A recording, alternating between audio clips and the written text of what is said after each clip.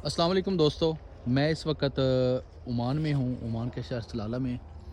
और इसको हम बोलते हैं जी पंजाबी में चिब्बड़। इंग्लिश का मुझे नहीं पता। ये उसकी आप बेल भी देख सकते हैं, ठीक है। और इसी तरह मैं आपको इधर भी दिखाता हूँ। ये देखें, ये लगा हुआ है, ये अभी कच्चा है थोड़ा, ठीक है। और ये मेरे हाथ के ऊपर है, ये मेरे हाथ के ऊपर भी है। मैंने गूगल का ओपन कैमरा खोला, मैंने पूछा उससे कि इसको इंग्लिश में क्या कहते हैं। गूगल ने क्या कहा है जी, the image shows an egg likely from a bird such as a chicken और डक। यानी कि ये यानी कि ये एक अंडा है किसी परिंदे का, जैसे मुर्गी या फिर बतख का।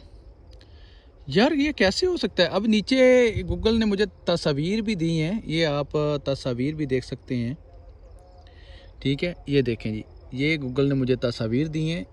गूगल ने कहा है जी ये आप इस किस्म का अंडा उठा रहे हैं, या देखें ये चिब्बड़ है, चिब्बड़।